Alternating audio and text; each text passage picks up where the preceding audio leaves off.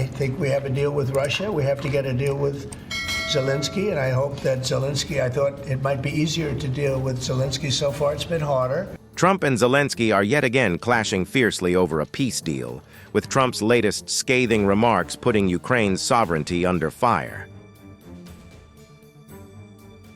In a series of sharply worded statements, U.S. President Donald Trump criticized Ukrainian President Volodymyr Zelensky.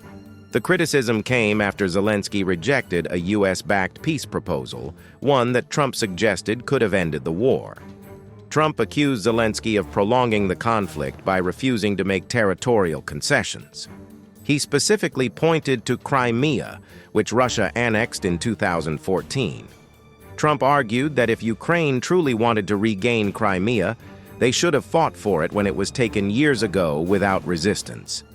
Ukrainian President Volodymyr Zelensky is boasting on the front page of the Wall Street Journal that Ukraine will not legally recognize the occupation of Crimea. There's nothing to talk about here. This statement is very harmful to the peace negotiations with Russia in that Crimea was lost years ago under the auspices of President Barack Hussein Obama and is not even a point of discussion, he wrote on Truth Social. He even suggested that Ukraine had to either accept peace now or face eventual total defeat within the next 3 years. But Zelensky wasn't having any of it. President Zelensky quickly reaffirmed Ukraine's position. Crimea is part of Ukraine, and they will never accept Russia's annexation. Zelensky pointed out that giving up Crimea would violate Ukraine's constitution, which mandates the pursuit of NATO membership. For him, this wasn't just a matter of land. It was about upholding the very principles of sovereignty and territorial integrity. Zelensky's response made it clear that no matter the pressure, Ukraine would not compromise on its constitutional commitment. But that's not where the story ends. There's been major fallout over the peace talks. The occupation of Crimea, there's nothing to discuss. It's outside our constitution. Blogger, this is our territory, the territory of the Ukrainian people.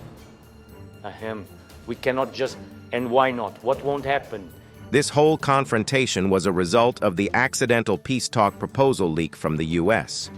This leak, which included a proposed freeze of the front lines and recognition of Russia's control over Crimea, sparked an uproar, especially in Ukraine.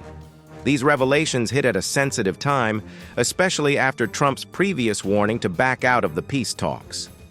For the Ukrainian government, this proposal was a bridge too far, especially given their unwavering commitment to reclaiming Crimea.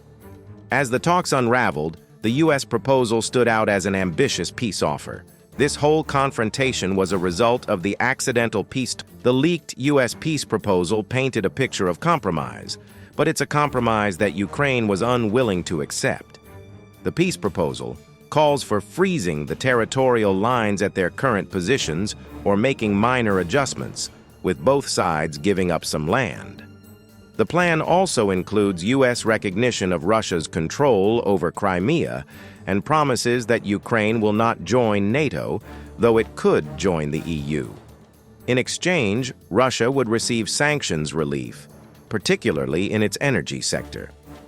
Ukraine, for its part, would retain control over the Zaporizhzhia power plant, though it would be managed by the U.S., and would also receive a robust security guarantee from European nations. However, the proposal was met with immediate rejection from Ukraine. What about Russia's take on this? Turns out they're cautiously optimistic. On the Russian side, the proposal seemed more appealing. Russia had already signaled a willingness to accept the peace deal, particularly the recognition of Crimea and other territories under Russian control, like Donetsk, Kherson, and Luhansk. As we have always said, we look positively at any peace initiatives. We hope that the representatives of the Kyiv regime will also feel the same way. But Moscow remained firm on its own terms, lifting sanctions. President Putin has been clear, sanctions relief, particularly in the banking sector, was crucial for Russia's participation in any deal. While Russia expressed some cautious optimism about the proposal, they also made it clear that peacekeepers from the EU were off the table.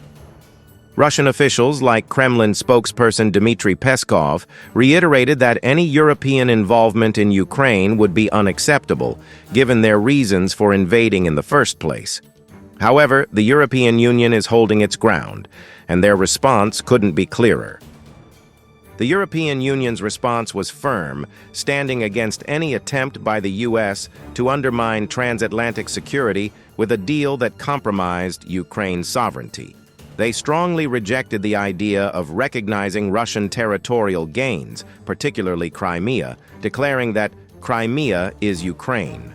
The EU also made it clear that any peace deal must respect Ukraine's sovereignty and territorial integrity. The Commission made it clear that lifting sanctions would only be considered once Russia fully withdraws from Ukrainian territory. But within the EU, there's some friction. Countries like Hungary have repeatedly threatened to block further sanctions, even though they eventually agreed to renew them. This has raised concerns in Brussels about the potential for internal divisions that could undermine the EU's unified approach to the war. As tensions continue to rise between the US, Ukraine, Russia, and the EU, it's clear that the path to peace is anything but simple. Will Zelensky hold his ground, or will the US and Russia force a compromise? Drop your thoughts in the comments below, and don't forget to like, share, and subscribe for more updates on this ongoing geopolitical drama.